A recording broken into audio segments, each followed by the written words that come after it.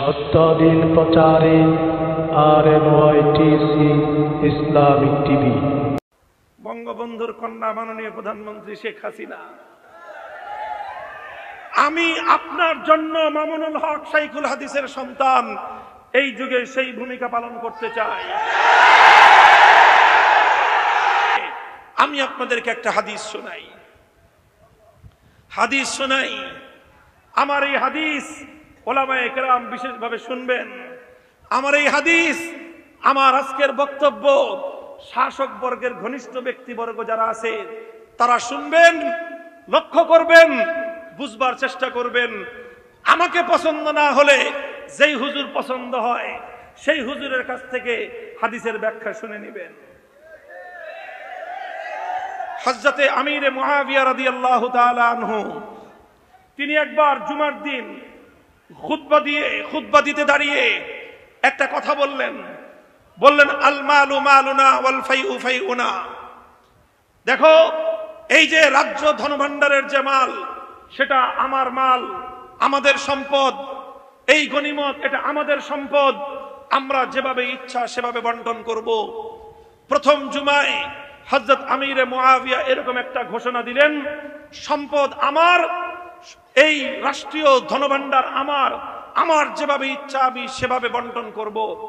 কেউ কোনো কথা বলল না। আমিরে মুআবিয়া জুমার দিন চলে গেলেন।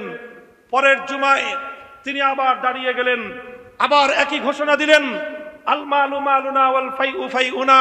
রাষ্ট্রীয় ধনভাণ্ডারের মাল, এটা আমার ইচ্ছা, যেভাবে ইচ্ছা সেভাবে বন্টন করব। 2 দিন বললেন, কোনো কথা নাই, কোনো প্রতিউত্তর নাই। আমিরুল মুমিনিন হযরতে মুআবিয়া রাদিয়াল্লাহু আনহু চলে গেলেন। তৃতীয় জুমায় আবার একই কথা বললেন যে আল মালু মালুনা ওয়াল ফাইউ ফাইউনা। এটা তাবরানির মধ্যে এবং মুআজামে তাবরানি, মুসনাদে আবু ইয়ালার মাধ্যমে, সহিহ সনদের মাধ্যমে ঘটনা বর্ণিত। তৃতীয় জুমায় একই ঘোষণা দিলেন আমিরে মুআবিয়া, সম্পদ আমার, রাষ্ট্রীয় ধনভাণ্ডার আমার, ইচ্ছা যেখানে ইচ্ছা সেখানে ব্যয় করব।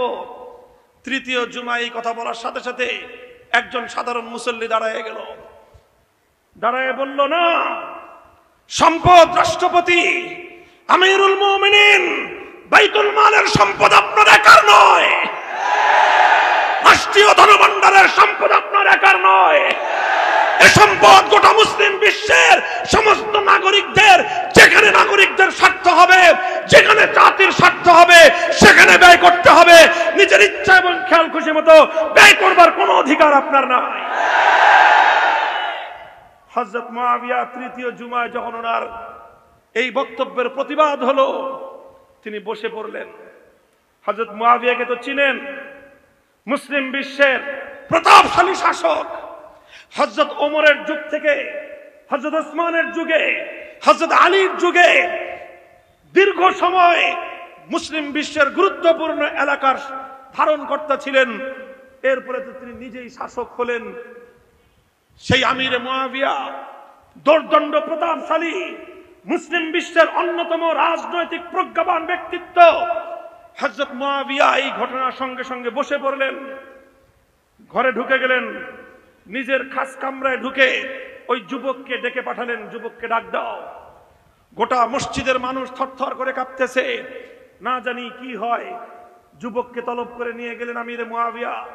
তার বক্তব্যের মুখের উপর প্রতিবাদ করা হলো। সবাই অপেক্ষমান, কি বলে আমির, মুসলমানদের আমিরুল মুমিনিন কি বলে শুনবার জন্য। হযরত মুআবিয়া রাদিয়াল্লাহু আনহু ডেকে বললেন, দেখো, আমি 3 দিন পর পর একই কথা বলেছি। প্রথম 2 দিন আমার কথার কোনো প্রতিবাদ মুসলিম জাতির মধ্য থেকে হয়নি। আমি ভয়ে আতঙ্কিত হয়ে পড়েছিলাম, ভীত সন্ত্রস্ত হয়ে পড়েছিলাম যে হায় কি অবস্থা। আমার শুধুমাত্র আল্লাহর নবীর এই হাদিস মনে পড়তেছিল যে এমন একটা জাতি আসবে, সে জাতির শাসকরা যখন অন্যায় কথা বলবে, জাতির মধ্য থেকে সে অন্যায় কথার শুদ্ধ দেওয়ার মতো, সেই অন্যায় কথার প্রতিবাদ করবার মতো কোনো লোক হবে না। যখন এই সময় আসবে, সেই শাসক এবং শাসিত, সেই সরকার এবং তার জনগণ আল্লাহ পাক জাহান্নামের মধ্যে শুয়োর আর বানরের মতো লাঞ্ছিত করে ওদেরকে জাহান্নামে নিক্ষেপ করবে। সায়াদখুলুনা জাহান্নামা কিরাদাতান খাসিরিন, তারা নিষ্কৃষ্ট বান্দরের মতো লাফায়ে লাফায়ে জাহান্নামে পড়বে। যখন আমি অন্যায় কথা বললাম, আমি যখন মুসলমানদের আমির হয়ে এই স্বৈরাচারী কথা বললাম যে সম্পদ আমার, আমি যখন বললাম মুসলিম রাজ্যের বাইতুল মাল সরকারি ধনভাণ্ডারের সম্পদ আমি যাকে ইচ্ছা তাকে দিব, যেভাবে ইচ্ছা সেভাবে বন্টন করব, 2 দিন এ কথা বলার পর কেউ যখন আমার প্রতিবাদ করলো না, আমি ভয়ে ভীত সন্ত্রস্ত হয়ে পড়েছিলাম যে না জানি আমি সেই সম্প্রদায়ের অন্তর্ভুক্ত হয়ে গেলাম যারা লাঞ্ছিত হয়ে জাহান্নামে যাবে। আজ যখন তুমি প্রতিবাদ করলে হৃদয়টা আমার প্রশান্তিতে ভরে গেল।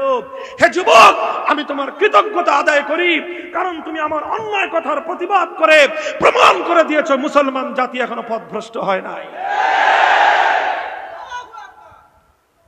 বঙ্গবন্ধুর কন্যা মাননীয় প্রধানমন্ত্রী শেখ হাসিনা, আমি আপনার জন্য মামুনুল হক শাইখুল হাদিসের সন্তান এই যুগে সেই ভূমিকা পালন করতে চাই। সম্মানিত ভিউয়ার, ভিডিওটি ভালো লাগলে সাবস্ক্রাইব করুন এবং বেল আইকনটিতে ক্লিক করুন। দিন প্রচারের উদ্দেশ্যে ভিডিওটি শেয়ার করুন।